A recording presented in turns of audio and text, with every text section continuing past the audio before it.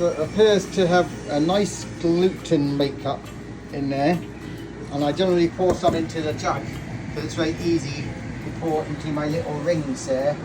So I'm going to put some margarine in the pan, or you put a bit of butter, and then I'll just rub the edges of my little rings, and then I'll try and cook it and see how it comes out.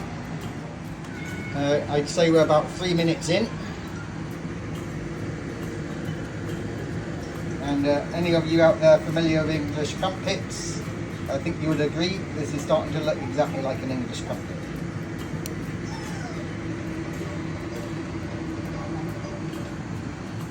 Now, the object of the exercise is you don't want them to overcook on the bottom. And there's nothing wrong with helping pop a couple of the bubbles on the top, like so. Although you don't want to try and do that too soon, because then the hole will just fill back up with batter.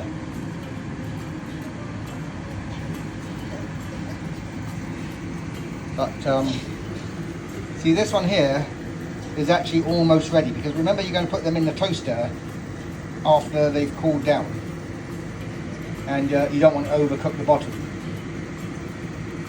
But some people will turn them over to get a slight searing on the top edge, but personally, if you're going to put them in the toaster, what difference does it make? So you just want to keep the bubbles nice and open, so I don't really want to do that.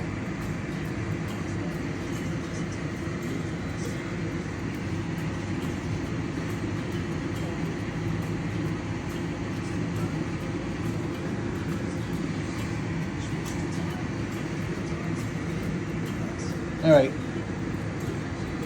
they're almost done now. So I'm going to take them off in a second. Give it a little bit more. You can see it's still a little bit wet on top. I'll turn the pan down a little bit because it's starting to get a little bit hot. And the first ones came out really good. So I'm going to pour a bit of batter in these.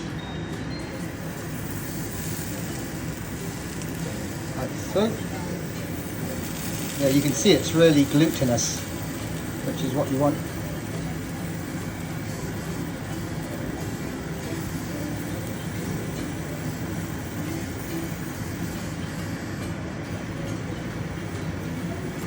So they came out these rings really easily, and I re-greased them really good. And there's a little bit more heat in the pan now, where I've turned it down. And the whole process begins again.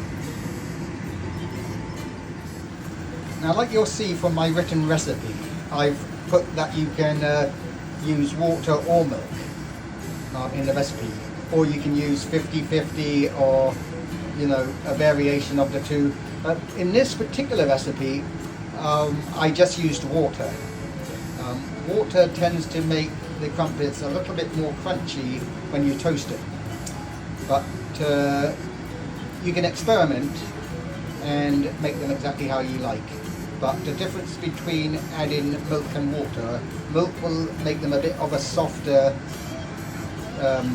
type crumpet, and water will make them into a little bit more of a crispier type, you know, outside coating of the crumpet.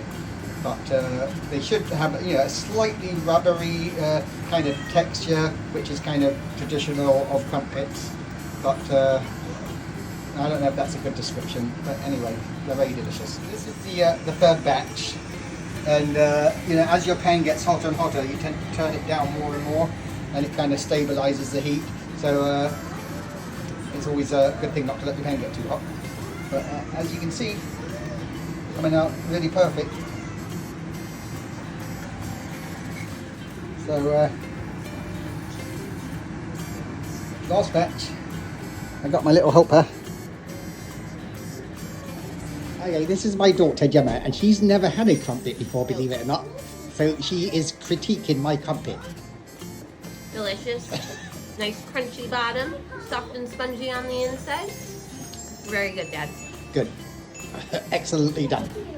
Second one. Yeah, she was not keeping to her diet today, but the first one was so good she had to have a second one. Ruined it.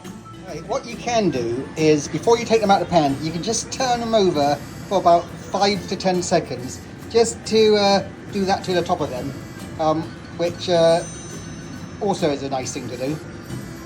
It kind of just gives them that slightly golden look on the top, but not really necessary.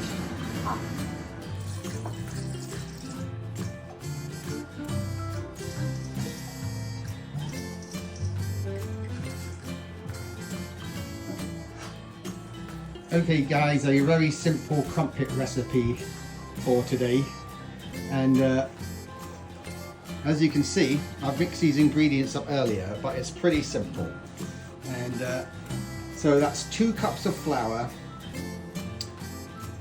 1.5 cups of fluid. Now you can vary that between water and milk. Water tends to make them a bit crispier, milk tends to make them a bit softer. So in this case I put 1 cup of water and half a cup of milk. Then you put a pinch of salt and a 2 teaspoons of sugar and a spoon of baking powder, and a teaspoon of baking soda, and you mix up all those ingredients. When that's mixed up, add your 2 teaspoons of dried yeast with enough warm water to dissolve it, and then mix that in. Beat it all together, and then cover it with a cloth in a warm area for approximately half an hour. And when you take the cloth off, it should have frothed up a little bit like that. So the best thing to do is then cook them on a medium heat, pouring them into non-stick rings about 1 inch height. But it takes a little bit of getting used to in the cooking process. You don't want to burn them, but you want it high enough that it cooks all the way through. And then when the top appears cooked, you take them out. You don't have to turn them over, because what you're going to do is, when they cool down, then you're going to put them in the toaster, and that'll finish cooking them. And you should have a traditional English crumpet, which you can add an old butter to and some syrup or honey, and it should be very enjoyable. So nice simple recipe, hope you like it. Happy eating, and thanks for watching.